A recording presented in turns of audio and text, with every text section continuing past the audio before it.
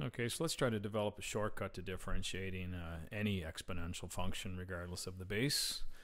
As long as, of course, the base obeys the properties of exponential functions. We can't have negative bases, and we can't have a base 0 or 1 because that's kind of not really an exponential function either, obviously. But anyway, if we have a regular exponential function in front of us, we don't want to go through this series of steps every single time. And what are those series of steps? Well, we have to write this as base e instead of base b, so that requires our inverse property. Base e, we need a ln of b inside there, and that's actually the same thing as the letter, I shouldn't say the letter, the number b, whatever that base happens to be. So if we have that, and again, remember, I'm sure you've seen this in the last few videos, but if you have a inverse function trapped inside another inverse function, they're wiping each other out, which is why, of course, you're left with the input on the innermost function there. So if we have it in that form, then we can simply multiply those two exponents because we have a power raised to another power, and then we're ready for some calculus. This is going to be e to the power of ln of b times x. And if we differentiate this, we of course have a composite function here now by design. We have to deal with the derivative of the outer function first, which is requiring a rewrite of base e with that ln of b times x trapped inside. And then the chain rule says don't forget to multiply by the derivative of that trapped function, which looks a little scary, but all it is a linear function.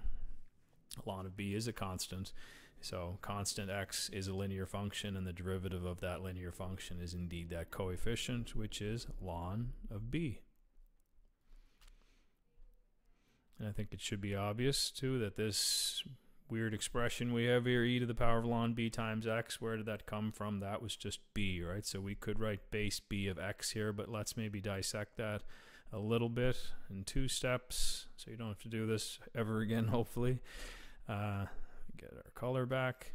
This is e to the ln of b trapped inside. And then one last step, we can now recognize that that is our inverse property there, that this is going to be the number b. And now we're back to our original base b exponential.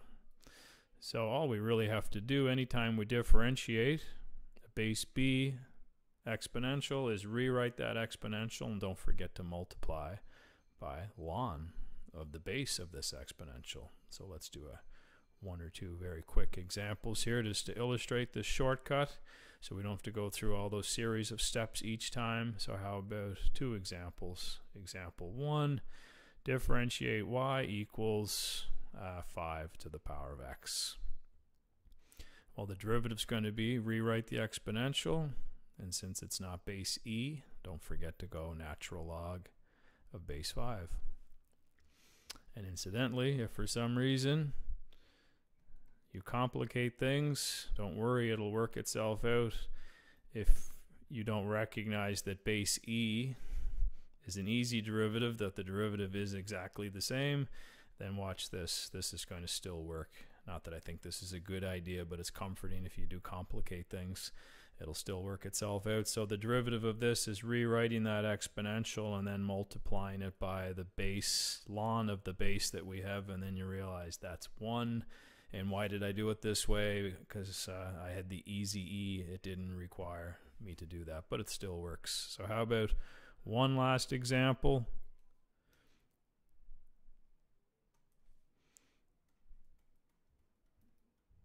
How about something weird like e to the square root of 2 of x? That's really weird. Now you do have some options here. You can write that as a power of a half and whatnot, but let's just go with the flow here, and we'll say that this is the exponential root 2 all to the power of x. Just have to multiply this by ln of root 2.